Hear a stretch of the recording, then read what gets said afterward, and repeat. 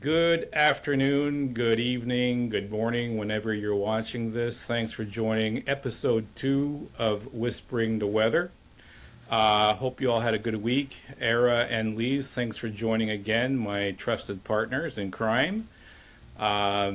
Before we get into a lot of talk about what happened over the last week, I'll just jump into our schedule here and also make an introduction to a new face that you're seeing on the screen.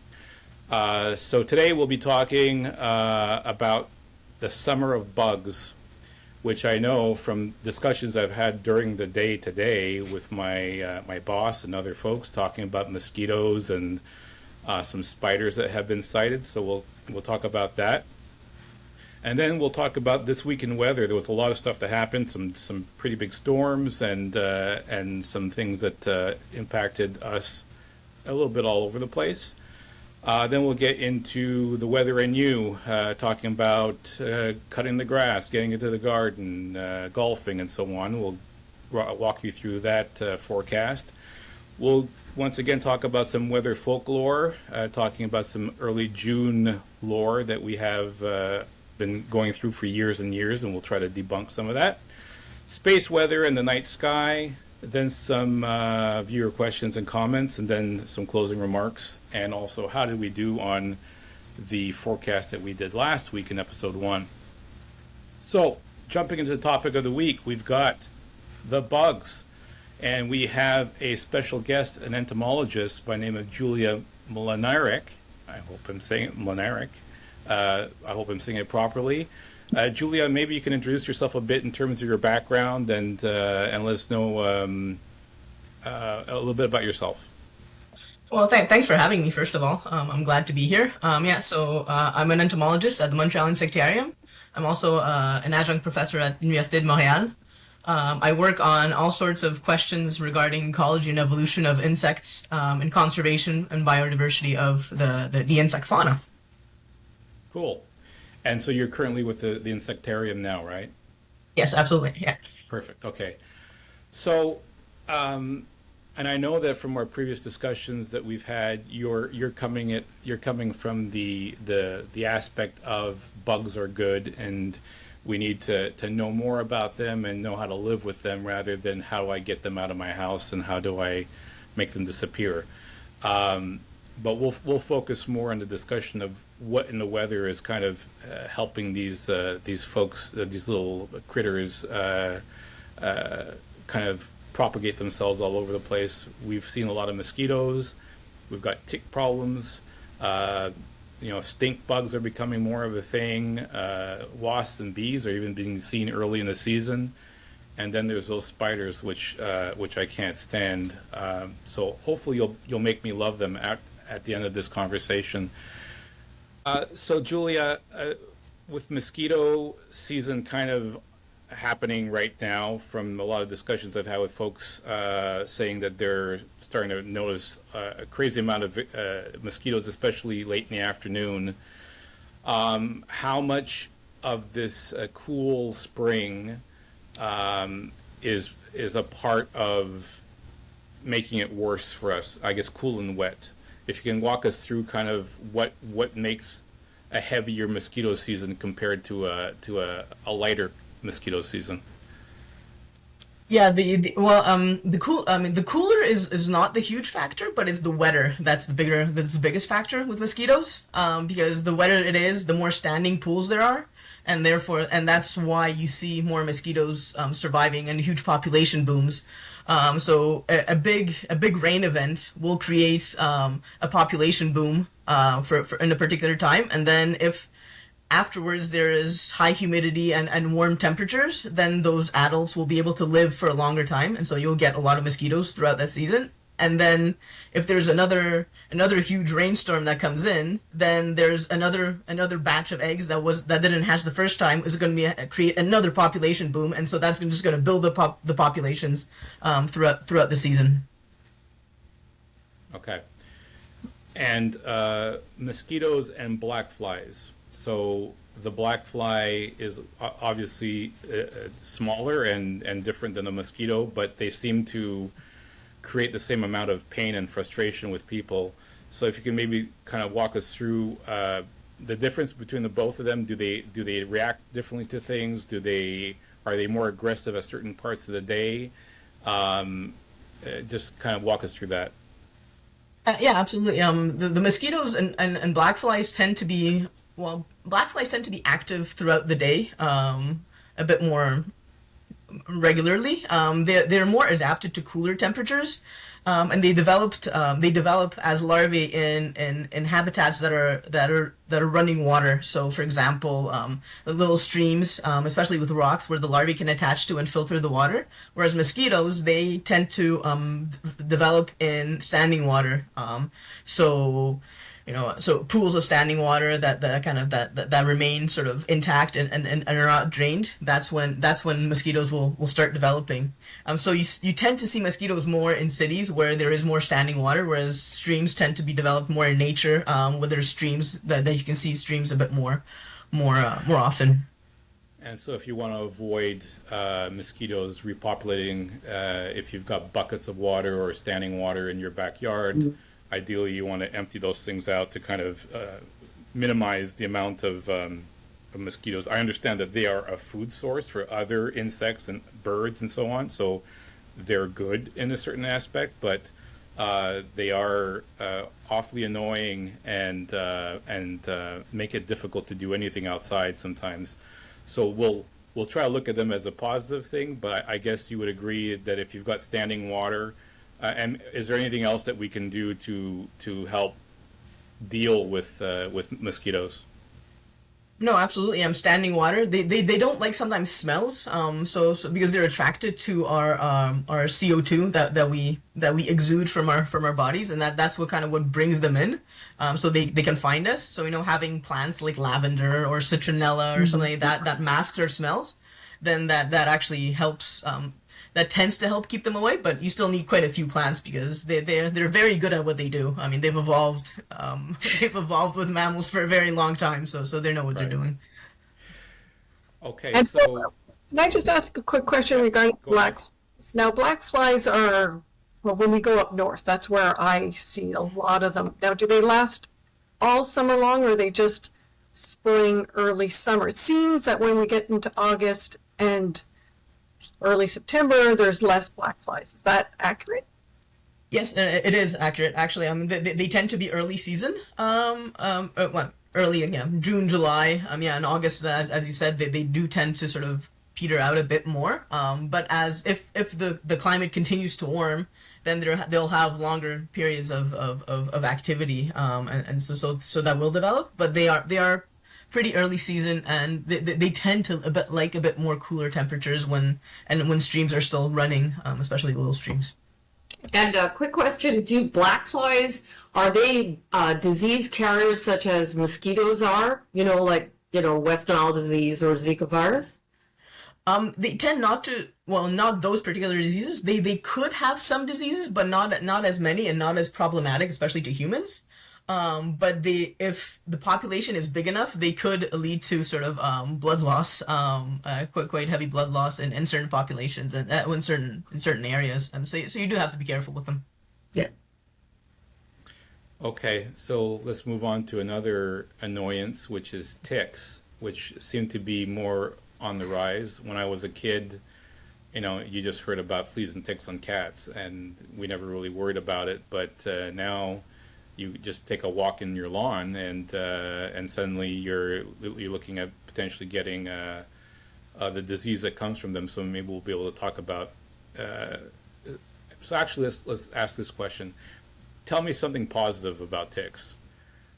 Uh, it's a tough call, because they're not pollinators. I mean, some species do feed on ticks, so there is that, like opossums, they eat ticks, they like them, they're not affected by them, and so the things do eat ticks once in a while, so they're part of that whole trophic cascade and prey to other things.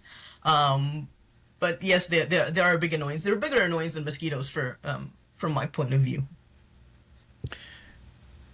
And in your view, and I know that you're out I think you had mentioned you're looking at dragonflies, and which I imagine you're out and about in long grass and stuff like that.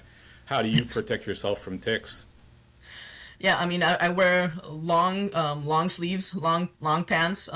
Tuck them into my socks, my pants, and then I check myself. I tick check myself when I come back from the field, in the mirror, just to make sure I don't have anything on me. I mean, ticks are annoying when they so when they embed themselves and start feeding. But the sort of convenient thing is that they only start transmitting a disease if they have a disease in them within like after about 24 hours. So they have to be latched on for a very long time. So if you find them within that period, you're probably safer from diseases, although it's always good to go check with a doctor. I don't want to be saying that it's totally fine. I mean, it's always better to be safe than sorry, but at the same time, there's less of a risk of disease transmission if you do it within a few hours of being out in the field.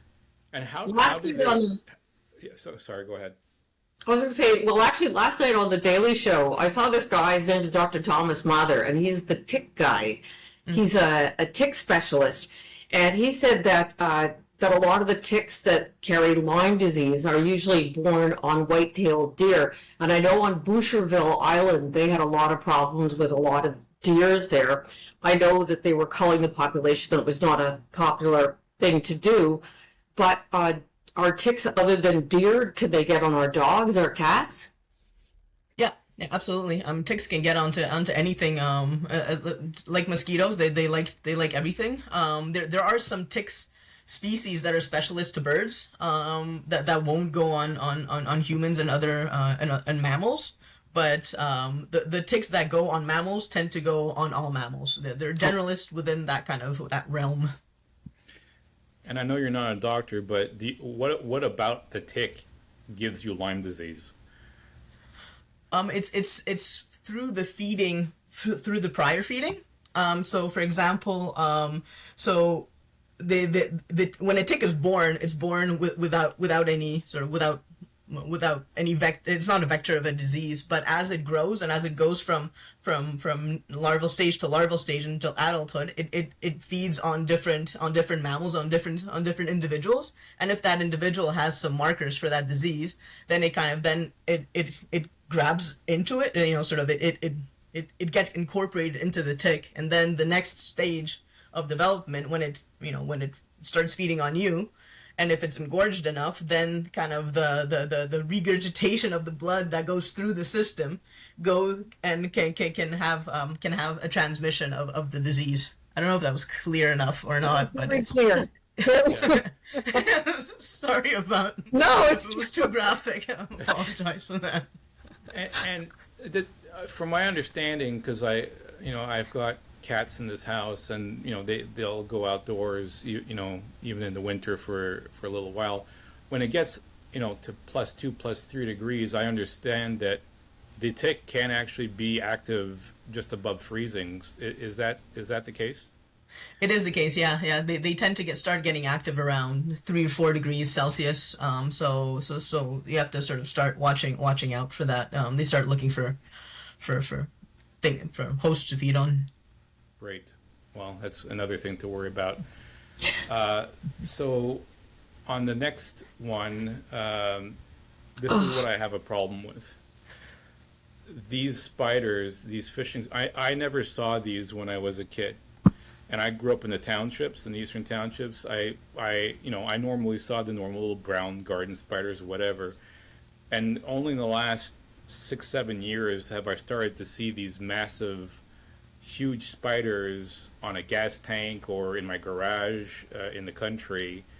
And it's freaking me out. And I defy you to be able to tell me why I should love these things. So please tell me, number one, why are we seeing more of them? Is it weather related? And number two, what's good about them?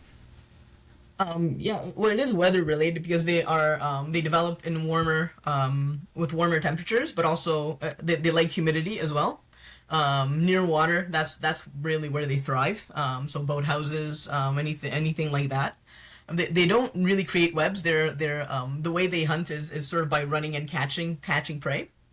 So they're very efficient predators of a whole bunch of things, especially mosquitoes and other things that could create problems. They are they're more scared of you than you are of them. That's one of the things. So you don't have to worry. I mean, they're not gonna come and say hello or even want to be close to you because they know that you're a lot bigger. You're not food. I mean, there's really no advantage for them to come and interact with you. So they really just want to live their lives and find the best food that they can for themselves. And they're not venomous, but they do bite. Well, I mean, if you grab them and you squeeze them and you kind of you're doing things that they don't like, of course they'll bite, and they just like, I mean, we probably wouldn't bite, but we'd fight back. They'll fight back if you're becoming problematic to them. Well, if they're in your shoe and you put your foot in your shoe, they'll bite you, right? Yeah, but of course, because I mean, you're squishing them and they can't survive. But what you could do is, shake out your shoes before you There put them you on go. if you know that you have those spiders. That's The true. positive thing about these, Mark, is she mentioned that they eat mosquitoes, correct? Right, but if Yeah, we didn't have mosquitoes and other mosquitoes, then we wouldn't need the spiders. Right, but we do, so I'm going on the bright side of it. Yes, We're not okay. this close. So I should be friendly with these big critters, and we'll probably continue to see more and more of these as the environment continues to get warmer, and the winter, especially this coming winter, which is expected to be mild. Yeah. Chances are, and why don't they die in when it's like minus 20 degrees? Well, it depends on the species and it's and on the groups as well. Some of them can overwinter under the snow. They're still alive, but under like a buffer snow, which is a blanket for them. So if there's a lot of snow, they'll survive better. Some of them are cold tolerant or freeze tolerant. They have some species have these have evolved this sort of antifreeze within their bodies that they can freeze but survive through long winters. I think the most I mean, if the temperature varies a lot with in the winter, and there's cold spells and then it's warm and there's another cold spell, that'll affect populations a lot more, especially for some of these species because they can survive one cold spell, but a few cold spells they won't be able to survive as well. So really depends what the winter is going to be like, to be able to determine whether they survive or not. I'm Any curious, but yeah, go ahead. oh, I was just going to say, I'm curious because I was out in BC last year, and they have recluse spiders now, which are very poisonous. They have a very necrotic bite, as well as black widow spiders out there. But that's because they're warmer. But I'm assuming because Quebec winters are so brutal that unless like they're hitchhiking, there was a case of a Quebec driver last year who was coming up from the States, and he got bitten on his leg, and by the time he got to Quebec, he had to go to the hospital. But we don't really have any poisonous stuff here, right? No. Yeah, yes, I love the way you just said no. It was definitive. There's nothing poisonous here. But so one of the positive things of living in Quebec, as opposed to other parts of North America, is that we are void of the most poisonous stuff, right? Yeah, absolutely. Yeah, they're not around. Yeah, they're just not around to be able to. I don't know, with maybe in 100 years, if the climate keeps changing and keeps warming, maybe we'll see something. But I mean, it's hard to tell. Wasps. So, okay. Question number one. I defy you to give me something positive about these guys. Oh, they're fantastic predators. They eat everything. They're great in pest control. As eating caterpillars and other types of insects that could be agricultural pests. They also eat mosquitoes, of course, and black flies, and they'll eat whatever they can catch. But they're also pollinators. They're able to pollinate plants. So they have a sort of a double benefit. So they're really one of the most misunderstood insects. And they like I usually see them more in the fall or late summer, where I see them more active. Is there a reason why they're more active in the fall? And also now, my sister's been telling me that she's been seeing quite a few in the country in the last couple of weeks. So is there a reason why we're seeing more at this time of year as well? Well, right now, like, sort of early spring and early summer is when the queens come out of their winter diapause, and they're starting to create they're trying to create their nests and their colonies and their broods, and so they're more active to try to find the best places to create a colony. But they're also starting to look for food, because they need high protein food. They need a lot of prey to be able to eat and to be able to develop the eggs and the larvae that and those workers that will kind of create their colonies. And in the late and in fall, you see a lot of them, because the work of the colony shifts from just growing the colony to actually creating more reproductive stages, so more queens and males that are able to reproduce. And so they kind of stop eating proteins, but go more into sugars.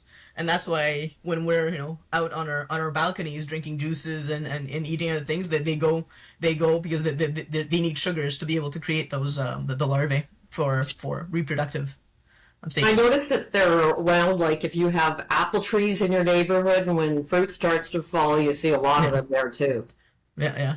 Well, there's both. There's both there, and like apple trees that fall, like with the apples all falling down. There's the sugars, but there's also the insects that feed on those sugars, and then the wasps eat the insects that are feeding the sugar, so they get both at the same time.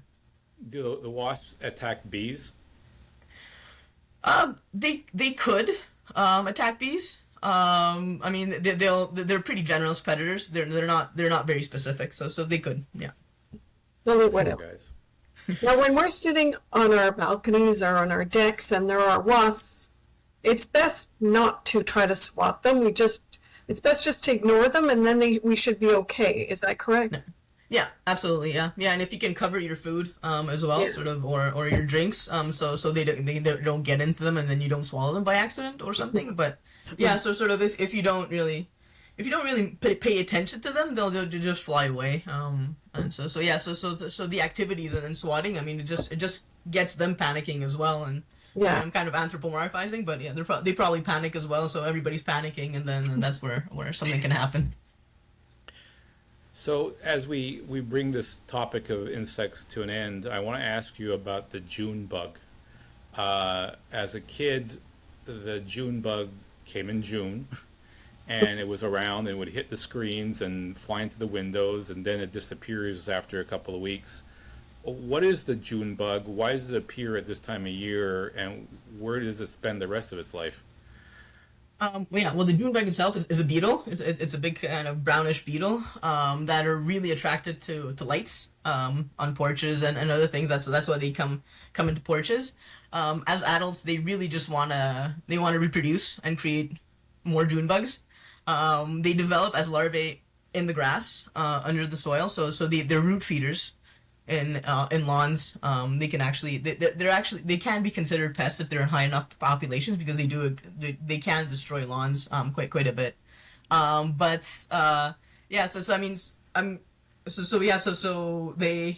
They're not alive for a very long time, and once they become adults, they just really want to reproduce, and once they reproduce, they go back to lay their eggs in the soil, and then they just die, and then it's the larvae that develop under the soil where we don't see them.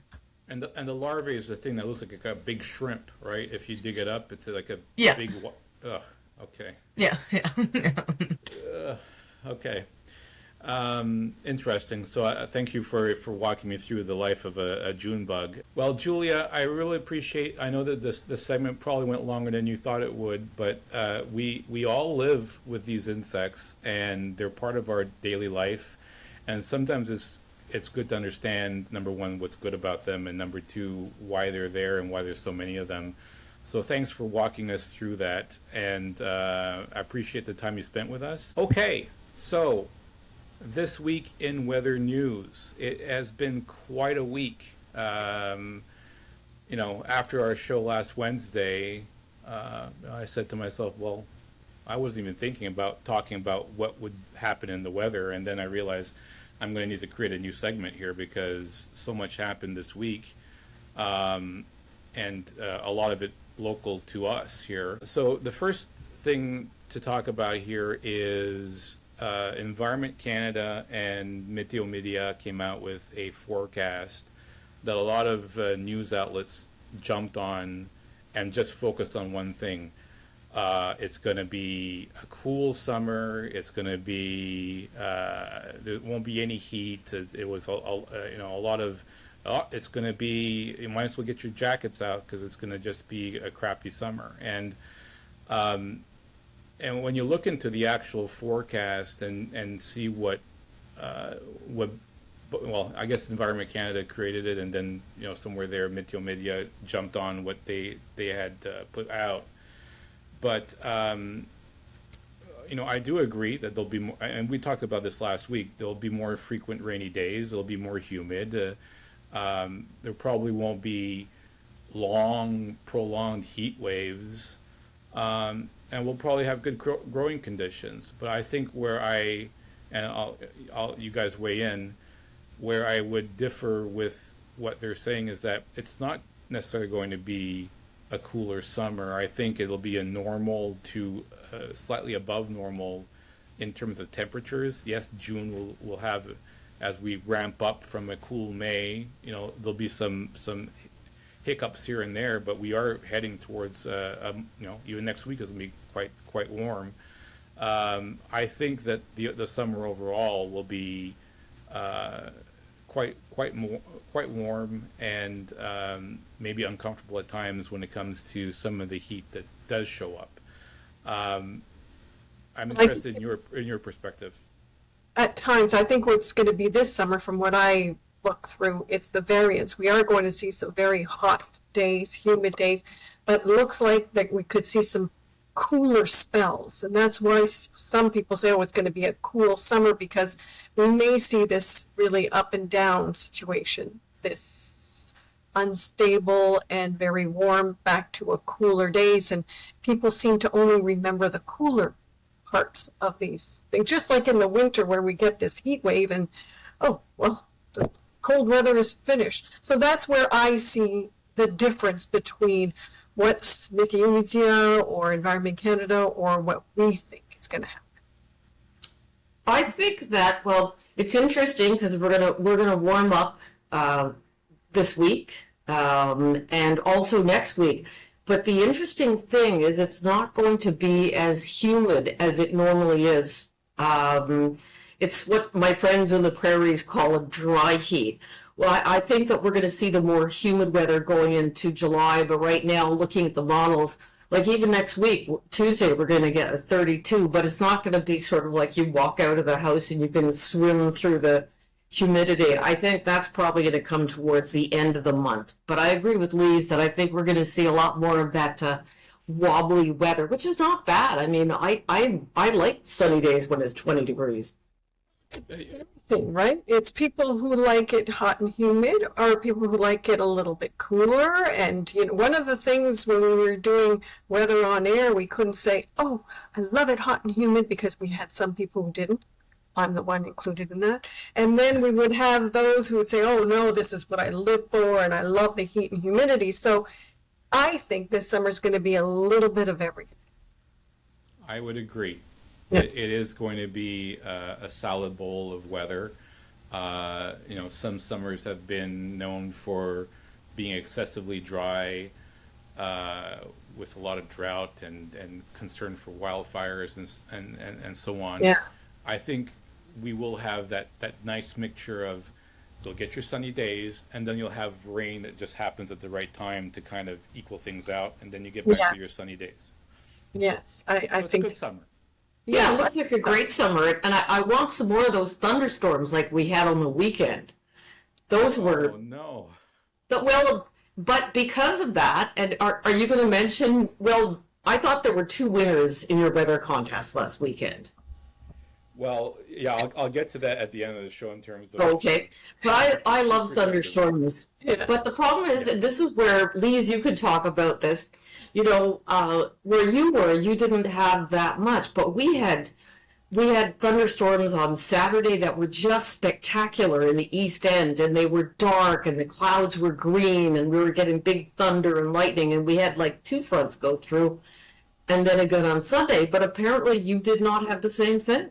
On the western part of the island, and Mark, I was looking at the radar in real time, and I could see the eastern half of the island cut in two was stormy. We had one line that came through maybe around 4 o'clock ish, and it was rain, and then a couple of thunder strikes, and then after that, it was pretty much it. Now, maybe in the night there were thunderstorm cells, but nothing major, nothing that was as drastic and as dramatic as what happened in the east parts.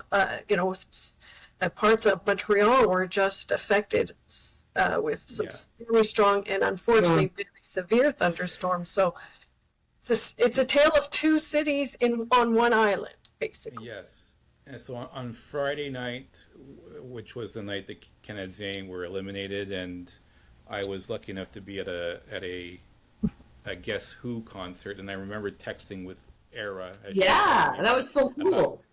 About severe weather going on. All I remember is coming out of the concert, it was pouring rain, and then I'm starting to hear about all the different wind gusts that happened while I was in the show, and caused a lot of power outages and damage. And St. Hubert recorded at 96 kilometers an hour. Lac St. Pierre had 89. So that was quite an impressive bout of. And the thing is, it wasn't because it was like one of those summer storms where because it's 30 degrees and it's hot. It was a cool storm. Yes. And then we have it go through the weekend again. Where on Sunday, unfortunately, there was a little girl that perished in a inflatable.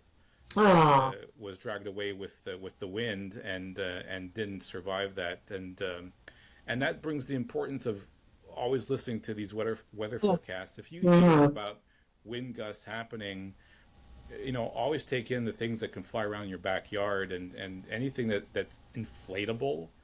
Same thing happens in the Christmas period when you've got all these inflatables outside for Christmas. When you got a storm coming out, you just don't inflate them because it's gonna create a lot of stuff flying in the air. So unfortunately, she had passed away. But we also had some crazy hail. Yeah, oh yeah. So my sister, who lives with my mother in the Eastern Townships, and this is Sunday afternoon. It's beautiful sunny in Montreal at that point. I get a phone call from her, and she's crying, and she's saying, "We lost everything." I said, "What do you mean we lost everything?" She said, "It's crazy. The storm is crazy. That it's hailing so hard. Everything that I planted is gone." Oh, I saw that on you sent me pictures. Yes, and then I started to see different videos coming in from Saint Hyacinthe and from Granby and in all that area. I would say it was Drummondville to Saint Hyacinthe to Granby, Council, Brome-Missisquoi area.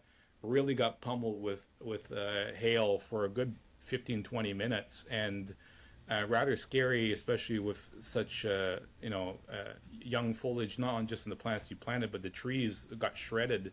She was telling me this morning that her hostas looked like they were cabbage put through a processor. Aww. And but the good news is that with some of these plants, if you cut them back, they will regrow, and they'll the trees will put out a second set of leaves that may be smaller, but so there's a bounce back. But it was just crazy for a way to end May. May went out with as a lion. Usually it's March that goes out with a lion, but it was May. It's also been a lot windier in May too than I've ever noticed before. We had 3 or 4 wind warnings this morning, and I thought that was supposed to happen in March. Yes, so some crazy weather.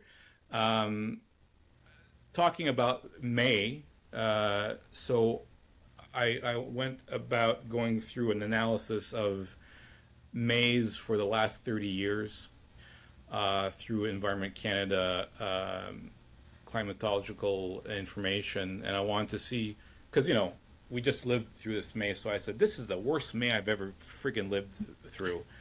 And then to come to realize, well, it was the sixth coolest. There were other ones in my lifetime, in the recent lifetime, that were cooler. And it wasn't the wettest, it was the 12th wettest. So as bad as it seemed, we had worse. And so, yeah, I guess put that in your hat. Interesting slide. This is an interesting. I like looking through this because again, it does point out. Well, it wasn't that cool compared to other years, and as you just mentioned, very in the 2000s. It's not even going back. So That far, yeah.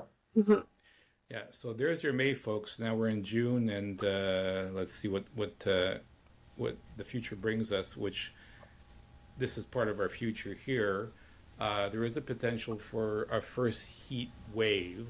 I won't go out on a limb and say it will be a heat wave, but there's a signal there that next week between the 10th and the 15th we'll have there's a couple of days there that are set up to be in the 30s, and maybe 3. It usually takes 3 in a row for it to be an official heat wave in the 30s. But considering that we were just dealing with close to freezing weather overnight last week, getting bang right into the heat of the summer.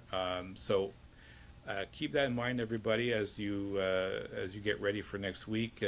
Some warmth is coming, and it'll feel more like July than June. So my other slide that I had, which is not here, and I don't know why it didn't show up, but we also got a confirmed tornado, our first confirmed tornado in Quebec. Yes.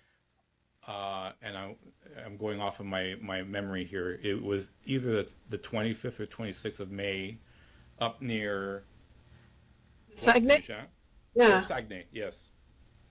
And it was an EF0 with like 100-kilometer-an-hour winds, but it was officially recognized as a tornado. So we got one in the books so far, and Where it was, up in the Saguenay of all places. So I know.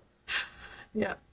Yeah, so that's the weekend weather, and I put this one in for you, Era, because you had mentioned. Thank some of the you. events.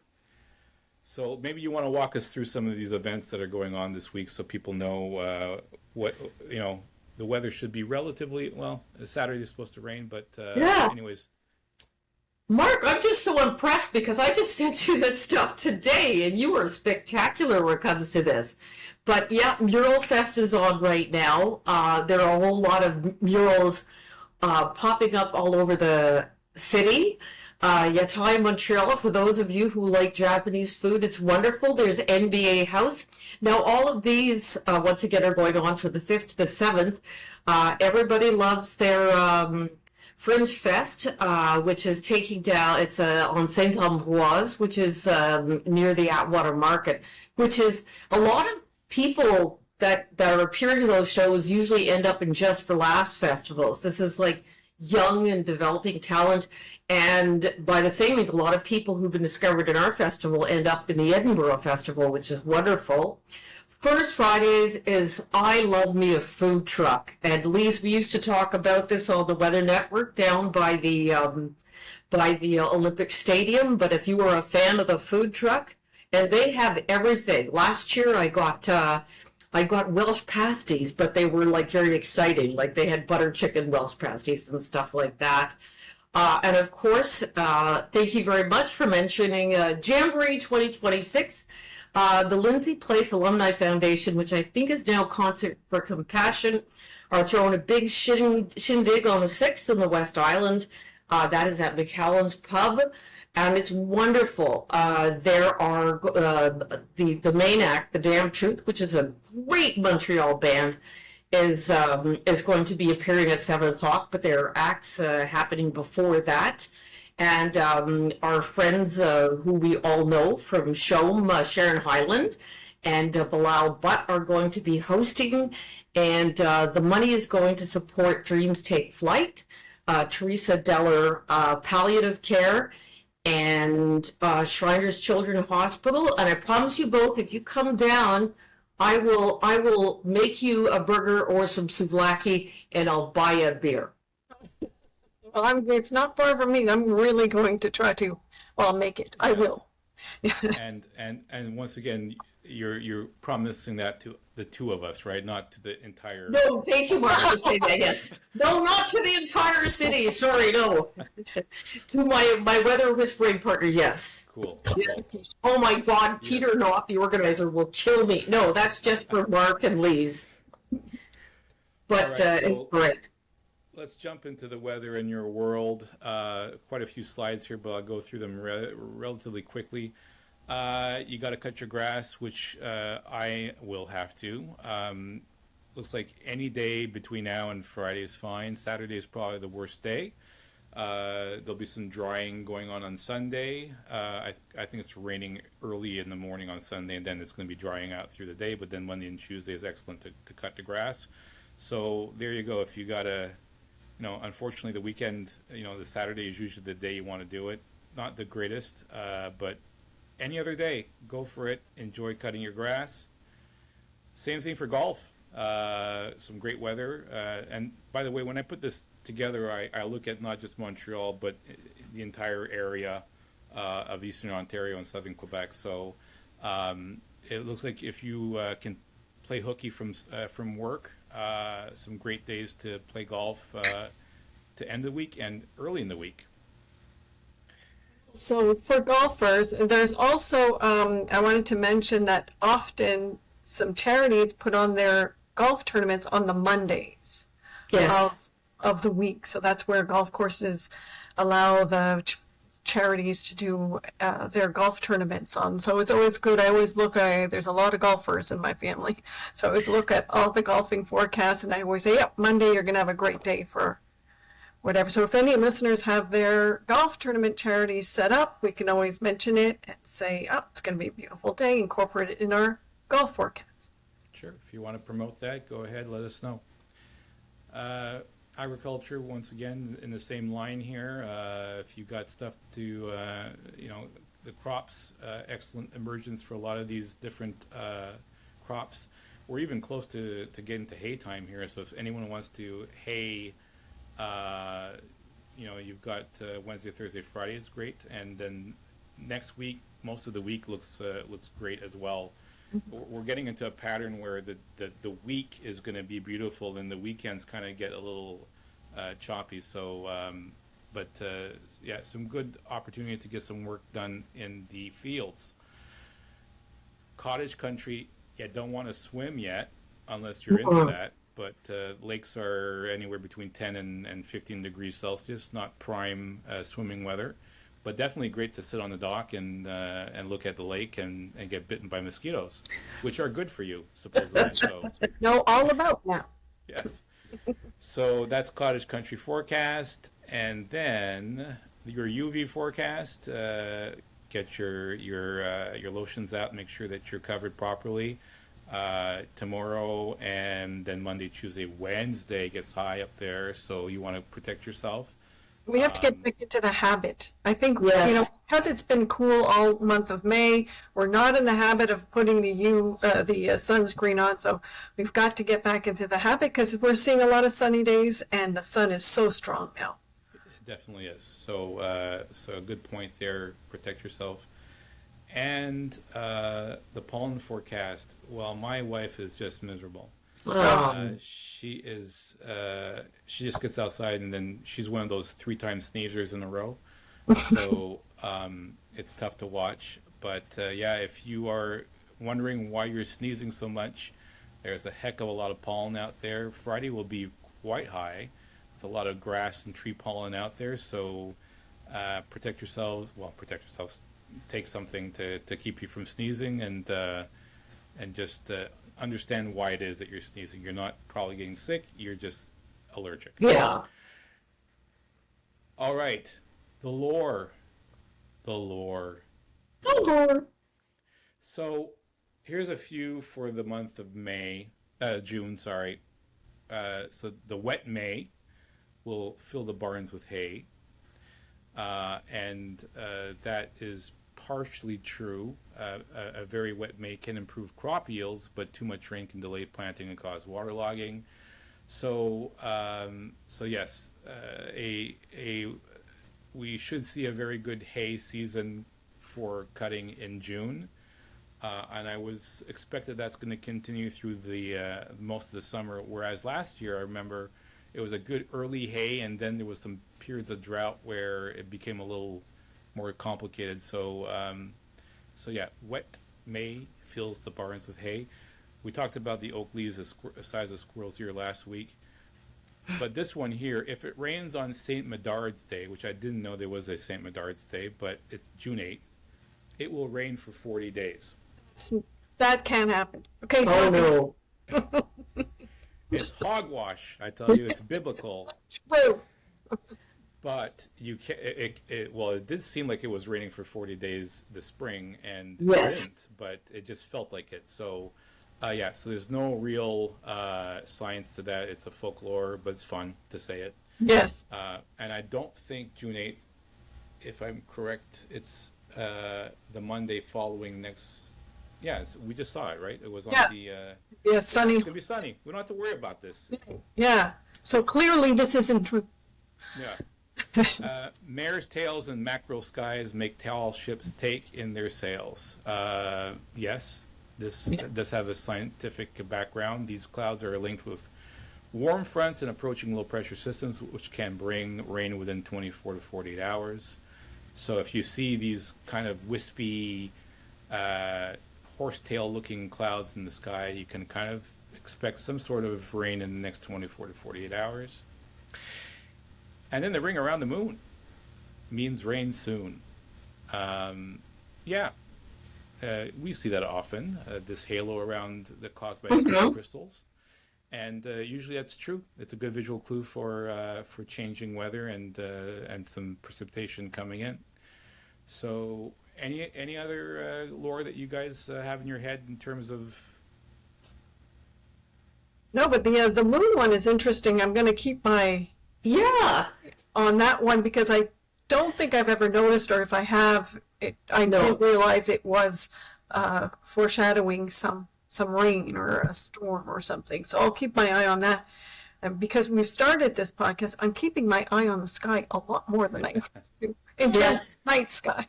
That's Well, what I've you want. seen sundogs, you know, those little sun, around the sun, but I've never seen rings around the moon.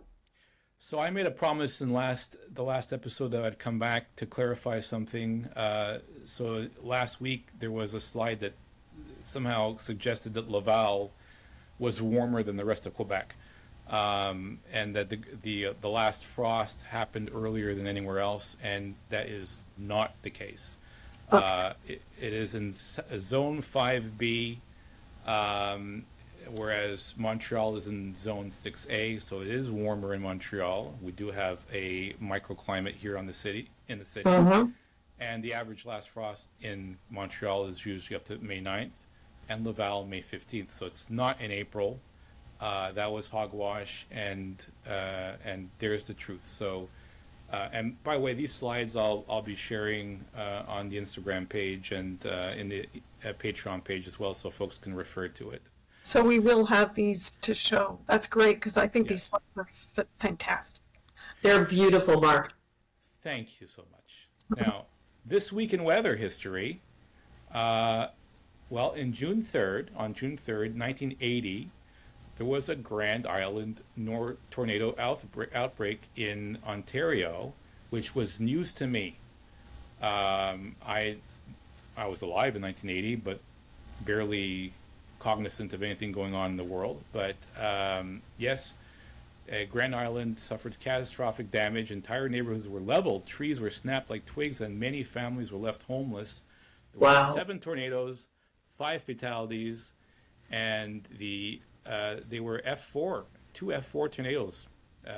Wow. So interesting way to start June. That must have been one of the isolated microburst situations. Yes, exactly. Tornadoes.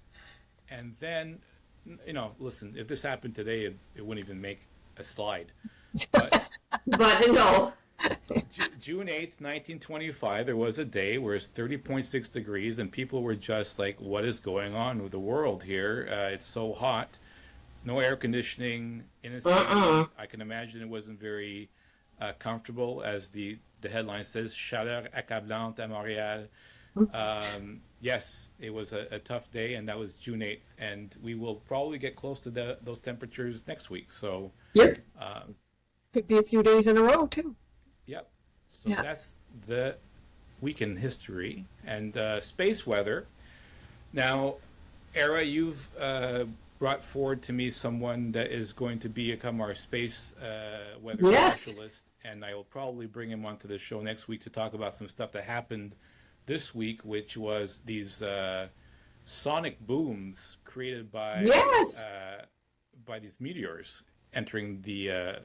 I think there was three different ones. One off of the coast of Massachusetts, another one Yes. down in South Carolina or Georgia, that area, and then there was another one in the Midwest, all in the same week. And so I'm wondering, is the Earth passing through an area that has quite a lot of meteors that are, or asteroids that are going around? We'll find out from your contact, but we'll talk about that next week. But as we were talking earlier, I'm not sure if it was on the show, but if we're having a discussion off the show, but the Venus-Jupiter conjunction is very visible in the sky. It's actually quite impressive. I mean, I was going through these slides, Mark. I was sitting outside. Yes. And I turned and I looked, and they were right there. It was so interesting and fun to see where you're looking up and you're, hey. So, a learning. So if you look out in the sky and you keep an eye, especially on the western horizon, you'll see Venus and Jupiter up there. And if you look really low on the horizon, you'll see Mercury as well. So there's a nice little trio going on, especially between the 6th and the 10th of June. So something to pay attention to. We also have the Aretid, I'm hoping Aretid meteor shower that'll be peaking June 10th. So if we get some clear skies, and I believe at that point, June 10th, we are in new moon now, I think, or we're getting to new moon. So we might have a good sky to watch the meteor showers. Yeah, because June 10th is a waning crescent, so it'll be a little sliver of a moon there. So yeah, good viewing if we get clear skies. Good time to see some of these meteor showers. And yeah, so that's your space weather for the week. Now, for the viewer questions, although we had a number of people actually see our first episode, the one comment or question that I got is, "Are you going to do this in French?" And as much as I would love to be able to do it in both languages, it just makes it difficult to create all the visuals and to do it in both languages. And I know Lise, you're comfortable in French, and I think Era as well. But it's a tough thing to kind of want to do, and I understand. I would love to do it because we are in Quebec. But what I will look at doing is maybe having subtitles in French for the show, so that someone that is not as easily versed in English can follow along. So I'll look at seeing what I can do there. But unfortunately, there wasn't any other questions or comments or suggestions for some other topics to cover. So we will continue and promote the show and get people to submit some of their questions here. Once again, if you are interested in following this show, Facebook, Instagram, YouTube, you can get to us on those three platforms. Send us questions and comments. And also, if you're on YouTube, one thing I forgot to mention last week: like the episode, subscribe to the channel so that you're always and make sure you put on notifications to yes, so that you're getting notified every time a new episode comes out, because it's one thing to watch it one time and then it disappears. The more you like it and the more you view it, the better the algorithms go in terms of being able to find the show down the road. So it brings me to our forecast predictions that we did last week, which was how much rain will fall recorded at Trudeau Airport, not True Airport, the way the subtitles said, but Trudeau Airport, between the last podcast and today. So, from what I saw at Trudeau Airport, Yes. it was a 22 point something millimeters of rain, which means that Lee's would win the contest because she had said 27 and she was closest. I said 37. Era, you were in the middle. You said 30. Now, if I would have said recorded at McTavish, Yes. on McTavish Street, then we would have been in a different winter because the rain was much stronger in downtown and on the east end of Montreal. So Yep. this week it really depended on where you were.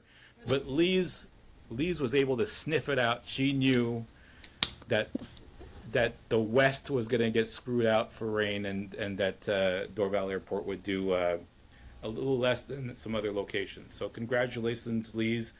I will have a gold star on your on the slide next week, and then we'll continue to monitor that. Yes. Well, we could know there is rain coming this weekend, so Yes. So the question for this coming weekend, we'll look at the results next week, is what will be the hottest temperature recorded at Dorval Airport, Trudeau Airport this week between now and next Wednesday? So the hottest one between now and next Wednesday. Yeah. Okay. But only temperature, no humidex. Right? The temperature only, no humidex. right. I would say 31. That was what I was going to say. Okay. Oh, sorry. No, you got it. Lee's, you? I'm going to say 29. Damn it. That was my second choice. Well, I'm going to have to come Mark, you're going to have to go. and say, I will say 30, so I will be in the middle. So 31 for Era, 30 for Mark, and 29 for Lee's. Those are the predictions for this week. Once again, thank you so much for co-hosting with me today. I know the insect conversation was rather interesting. Very. I will put some time in editing this thing together because there was a few things that went awry during the episode. But once again, everyone, thanks for tuning in. Spread the word. Share this episode. We want to be able to. This is not about making money or wanting to become the best and most famous podcast on YouTube, but it is to share information and make things interesting for folks, and to be part of the conversation when it comes to weather, something that we all participate in. So once again, share this, enjoy it, and we will see you next week. And thanks again, everyone, and so long. Toodles.